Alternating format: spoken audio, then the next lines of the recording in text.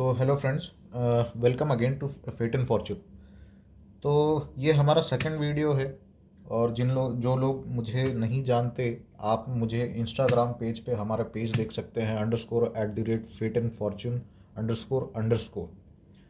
इस पेज पे आप जाइए, आपको कई तरह के सॉल्यूशंस मिलते हैं हर तरह के प्रॉब्लम्स के।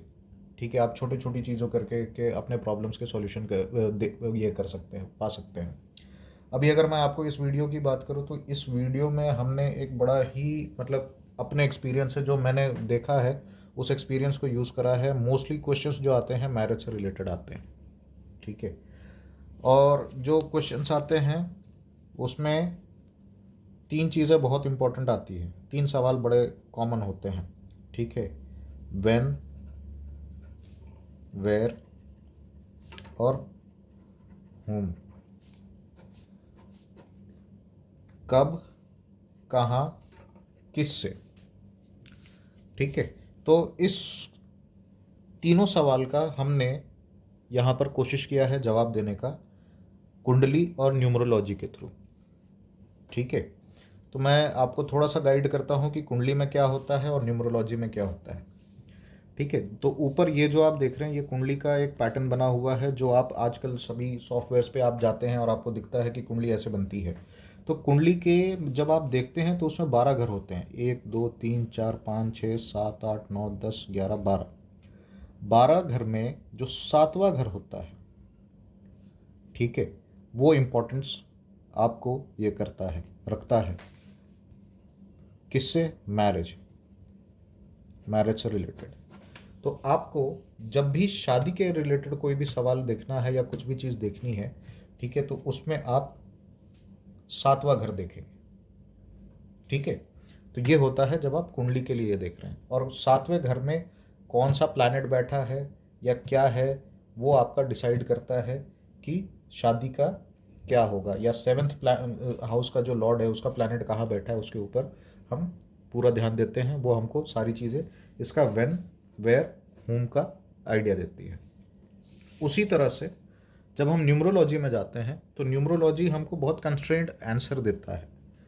ठीक है, तो क्या हमको पता कर सकते हैं इससे सबसे आसानी से, वो है व्हेन। ठीक है, तो अब इसमें व्हेन में अगर आपको देखना हो तो आप जनरली साल देख सकते हैं। ठीक है, तो ये हमारे सामने न्यूमरोलॉजी का एक चाइनीज ग्रिड बैठा है जिसको हम लोग लोशो ग्रिड बोलते हैं। इसमें आपके जो डेट ऑफ बर्थ होते हैं उसके डिटेल्स हम यहाँ पे डालते हैं। ठीक है, अब हर एक हाउस जो है, इसमें 9 हाउसेज हैं, हर एक हाउस का एक इम्पोर्टेंस है। ठीक है, जो नंबर जिस हाउस में बैठेगा उस नंबर का वो सिग्निफिकेंस रखेगा। ठीक है, तो इसमें जो रिलेशनशिप का हाउस है वो ये वाला है। अगर इस हाउस में नंबर है तो वो आपके रिलेशनशिप को डिनोट करता है। ठीक है, तो ये दोनों में हम कैसे देखते हैं इस चीज़ को समझाने के लिए मैंने एक एग्जाम्पल लिया है, एक डेट ऑफ बर्थ का यूटिलाइज करा है। ठीक है, तो हमने जो डेट ऑफ बर्थ यूटिलाइज करा है वो है 15/4/1987। ठीक है, इनका बर्थ प्लेस है पूर्णिया और टाइम ऑफ बर्थ है सुबह के 4:05 पे। ठीक है, तो मैं आपको थोड़ा कुंडली से बताता हूँ। अगर हम इनकी कुंडली निकालें, ठीक है, तो एक कुंडली के 60 पार्ट होते हैं, जो कि एक बहुत ही मतलब डिस्क्रिप्टिव वे है, बट उसमें जो हम देखते हैं शादी के लिए वो होता है फर्स्ट पार्ट D1 और D9, जिसको हिंदी में जनरली नवमांश बोला जाता है। ठीक है, तो हम लग्न कुंडली और नवमांश देखते हैं ये देखने के लिए कि शादी कब, कहाँ, किससे होती है। ठीक है, और ये मेरा इसी डेट ऑफ बर्थ का लोशु ग्रिड बना हुआ है। अब इसमें लोशु ग्रिड में भी आप देखेंगे 2 बना हुआ है। ठीक है, ये बर्थ लोशु है।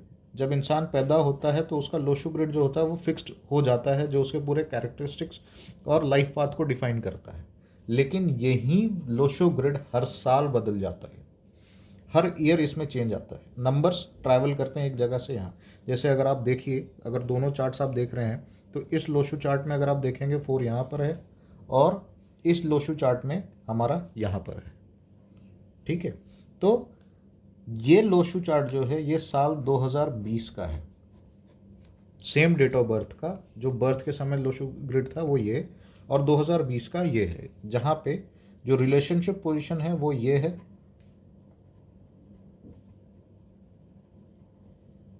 वहाँ पर 4 नंबर आ जाता है और इनकी शादी 2020 में हुई। ठीक है, तो जब भी आपका नंबर जो है ये डेट ऑफ बर्थ के नंबर से इस पोजीशन पर आते हैं तब तब आपके रिलेशनशिप बनने के चांसेस बहुत स्ट्रांग हो जाते हैं। ठीक है, अब आते हैं हम इसके ऊपर कुंडली से कैसे देखें। तो कुंडली में हम 7th हाउस देखेंगे। 7th हाउस कौन सा है हमारा, ये है। नवमांश में कौन सा है, ये है। हम इनके लॉर्ड को देखेंगे। अब इनका लॉर्ड हम कैसे देखेंगे, यहाँ नंबर है 6, तो 6 नंबर का लॉर्ड है मर्क्यूरी। ठीक है, और यहाँ नंबर है 11, 11 का लॉर्ड है सैटर्न। ठीक है, अब हम देखेंगे कि 6 नंबर का लॉर्ड यानी मर्क्यूरी किस हाउस में बैठा है। मर्क्यूरी बैठा है 1st हाउस में, यहाँ पे।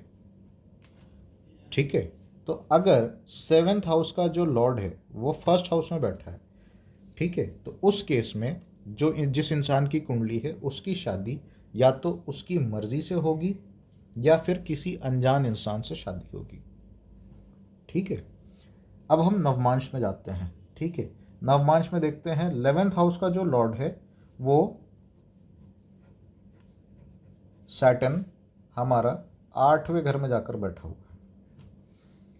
ठीक है, तो अगर 7th लॉर्ड 8th हाउस में बैठा है तो भी उस केस में शादी एक अनजान इंसान से होती है।